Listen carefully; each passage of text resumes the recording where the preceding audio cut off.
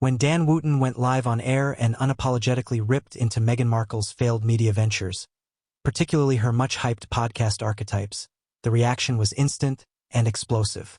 The once-hyped Duchess of Influence found herself laid bare no royal gloss, no PR shield, just facts, receipts, and a very public unraveling of what Wootton described as a carefully curated fraud. This wasn't a celebrity spat. This was an open indictment of how Meghan Markle has, in Wootton's words, weaponized victimhood and media sympathy, while delivering very little substance, even as she signed multimillion-dollar deals with Netflix, Spotify, and other corporate giants. Dan Wootton, who's long been critical of Meghan and Harry, didn't hold back. He dove into the numbers, the contracts, and most damningly the utter lack of meaningful output. Meghan's Archetypes podcast, which Spotify canceled after just one season, was supposed to be a cultural reset.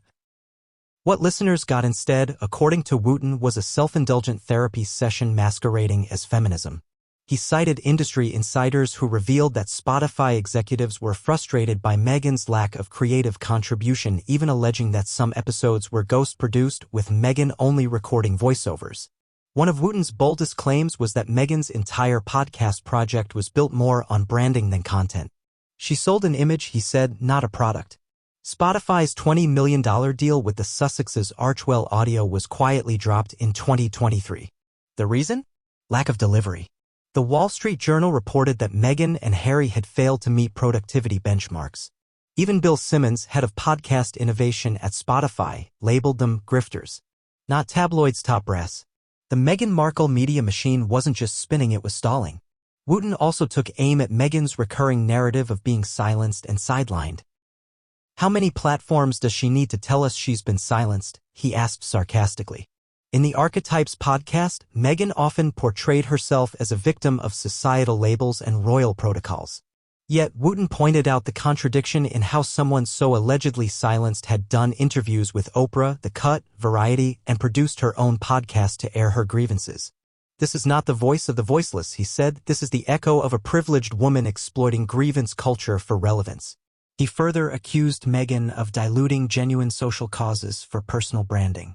Her feminist messages, while polished and emotionally loaded, were described by critics as surface-level platitudes lacking any serious engagement with the communities she claims to support.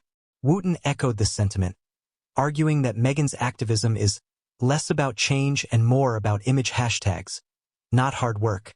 The podcast wasn't Wootton's only battleground.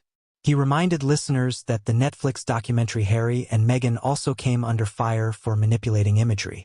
One infamous clip used footage from a Harry Potter film premiere to falsely imply aggressive paparazzi harassment. This isn't journalism, Wootton said. It's royal fan fiction, with a six-figure budget. And perhaps most telling, Wootton highlighted how public trust in Meghan is dwindling. Polls in both the UK and US show a steep decline in the Sussexes' favorability, especially after the release of Prince Harry's memoir Spare and the ongoing revelation fatigue many now associate with the couple. In Wootton's words, when you cry wolf this many times, people stop listening even if the wolf was real once. What makes Dan Wootton's takedown so powerful is not just his tone, but the receipts he brings. This isn't speculation, it's a critique grounded in public contracts, industry reactions, and media outcomes. Meghan, once hailed as a modern-day Diana, now faces growing accusations of being a media opportunist more interested in her brand than any meaningful mission. And perhaps the most chilling line of Wootton's podcast? Meghan Markle doesn't need a microphone. She needs a mirror.